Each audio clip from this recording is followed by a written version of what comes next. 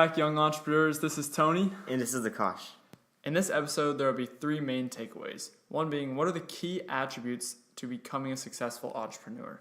Another being, what to do in college in terms of entrepreneurship. Third, how to grow a company without VC funding. And there's more. Stick around to hear in-depth information on these topics. So now moving on. Today we have a very special guest who is a seasoned entrepreneur named Jeff Sant on to talk about what the attributes to becoming a successful entrepreneur are. Jeff Sant is a co-founder of Chromatic Financials, which is a leading software as a service company. He also had a 10-year consulting career at Bearing Point in financial services. He graduated from James Madison University in 1997. Thanks for coming on, Jeff. How's it going? Very well. Thanks for having me, guys.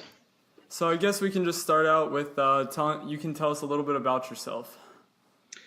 Sure. As you sort of mentioned, I went to James Madison University back in 1997. I was a financial engineering major.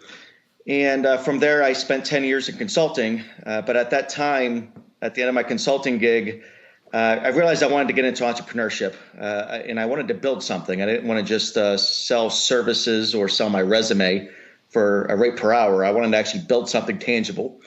And so at that point, along with two other guys, ended up starting a company called Chromatic Financial. And then we had about a 10-year run where we grew it organically from scratch. So from the three of us to about 425 employees internationally, doing about $60 million a year of revenue, all sort of organically grown without really borrowing any money. So from there, that was 2 years ago, we ended up selling the company to a large fintech company called SS&C Technologies. So that it was sort of my entrepreneurial endeavor, and it was about a 10-year run, and we can get into some of the successes of that here in a bit. Yeah, so Akash, you can start us out with our first question here. So you already touched on this a bit, but how did you get into entrepreneurship, and why did you pursue entrepreneurship?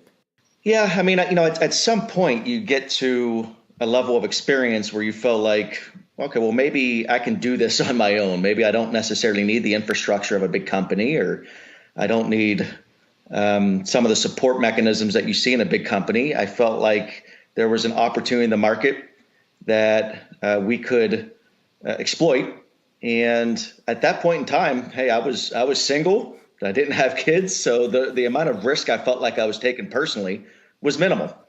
So that sort of got us into the spot. So it's sort of a combination of wanting to do your own thing plus the opportunity presenting itself. So the timing was right for that. Awesome. So you talked about this also a little bit already, but what are some of your biggest accomplishments? And then to go along with your accomplishments, what were some of the hardest struggles you had in building your business?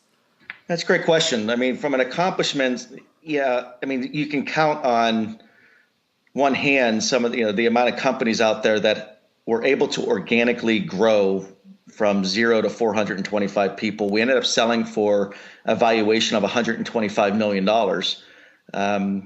And that's not an easy thing to do in a 10-year run. Right. And so we're very proud, and I'm very proud that we were able to accomplish that task, while at the same time, it wasn't necessarily dependent purely on us. By the time we ended our tenure there, that company's still going. Chromatic Financial is still going.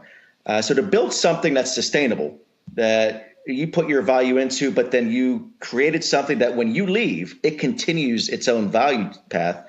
We're very proud of that as well. And I'm proud to say, too, that a lot of our employees, a lot of the vice presidents that we had when we left are now in those executive leadership roles. And that was something that was very key for us. And then, of course, our customers. We were able to leave our customers with something of great value.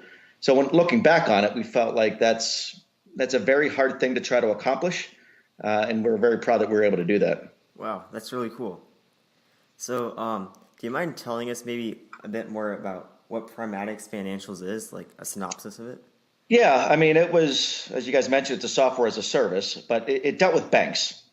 And for banks have to account and value all the loans that they give. So you guys will have student loans, and you'll grow up and have mortgages, and companies have commercial loans. All those loans are provided by banks. And those banks have to value those loans, understand the risk of those loans, and account for them.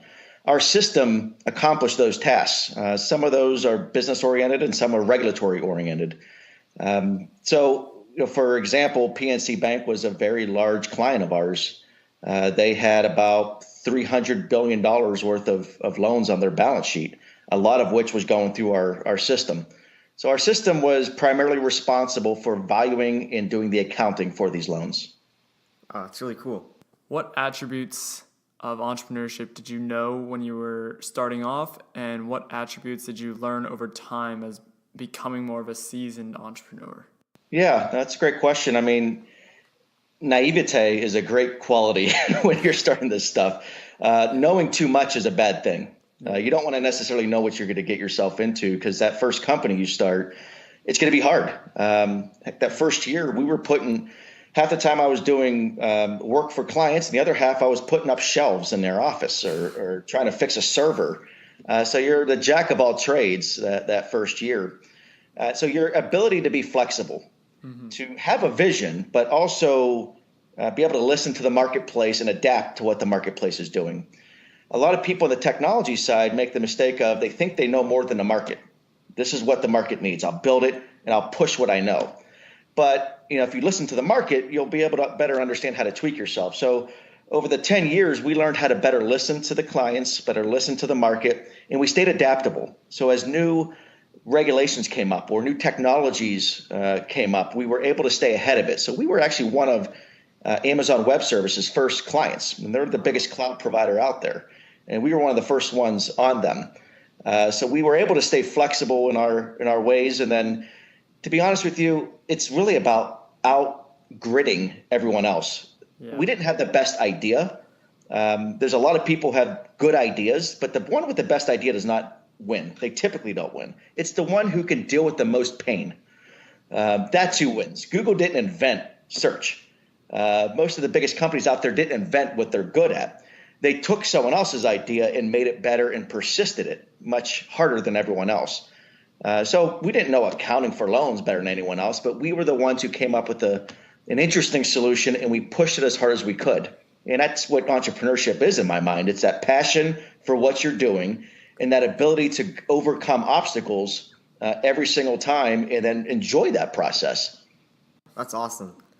So this is a bit of an odd question, but if you could go back to when you first started your business and talk to your younger self, what advice or what would you tell your younger self before you started the business?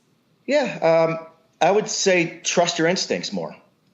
We were young, we were 30 years old, and there were times throughout the 10 years that we probably hired a senior level person or spent money because we wanted to bring some level of experience, because we felt like, well, maybe we don't know. Maybe we need someone who's been there, done that. And every time we did that, it never worked out very well. And in the end, if they did recommend something, it was something we felt like we were going to do anyway. So we probably made some mistakes. And I'll use the quote of, we brought some foxes into the hen house, which is not great, because we didn't necessarily trust ourselves at the beginning as much. Right. So I would go back and say, hey, don't think there's someone out there who knows more than you. Trust yourself. You're in this. It's your baby. You know what's best for the company. You're the one that's passionate about it. And just trust your instincts. So as a young entrepreneur, who was your biggest role model in the business world that you looked up to for maybe advice, but not on a personal level, if you know what I mean? Yeah, I mean, I had a grandfather who was an entrepreneur, and my path towards business was probably influenced by him. From a work perspective, I had some mentors when I first started who, really encouraged me to, again, trust my instincts, and they actually served as advisors. So when I first started my company, we quickly started an advisory board of these 3 or 4 mentors that some of us had, just to make sure that we can trust, to make sure we're bouncing ideas off of. So that was very instrumental to helping us get our legs underneath us. Yeah, exactly. So I actually had one, before we get to the main question here, yeah. I had a question on how many hours a day are you expected to put into every aspect of building your company as a whole, on every level, like networking, all that kind of stuff. Yeah. Well, it's hard, when we had a 10-year run. So going from a 3-person shop to a 425-person shop doing 60 million, you're going to go through some phases. Your first phase of getting to your first 10 million and getting to your first 20 employees, you're doing everything, right? So you do have to have a plan, a business plan that everyone operates to. So you're thinking about your market, your customers, your technology, your network, your infrastructure, HR, all those things. Then at some point, you're getting big enough where you start to have other people focus in on those details, and you're starting to bring yourself up a level. And then you have to start laying out plans for, how to get from 10 million to 20 million. How do you get from 20 to 50? How do you get to 50 to 100? And those are all different strategies. A lot of people say it can be pretty easy to get to your first 10 million, but it's quite difficult to get to that next 10 million, because the first 10 million was all on your back. It was all on your effort. But how do you make the next 10 million on someone else's back, someone else's effort? So being able to step away from doing the work and being able to manage the work, stepping away from managing the work to being the GM. So think about a football team. You went from being the quarterback on the field, throwing the pass, to the coach calling the play. Yeah. And you went from calling the play to the GM hiring the people. Then you went from the GM to the president overlooking the books. So you got to have to think about, just because you were a good quarterback doesn't mean you're a great GM, or you're a great GM doesn't make you a great owner. But as an entrepreneur, you have to be able to make those different advancements in your career. Yeah, it's a key skill. So, I guess here's a question we've been leading up to. What skills are found in a successful entrepreneur, in your opinion? Yeah, I mean, I think one is vision. That you got to have sort of a big picture vision combined with, I'm ready to get my hands dirty from day one. So that ability to get your hands dirty but maintain a vision for something is key. 2 is you got to sell that vision.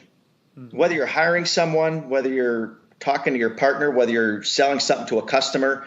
So being able to articulate your vision and generate a level of understanding or influence about what you're talking about. I mean, we were talking about loans and loan accounting. That's boring.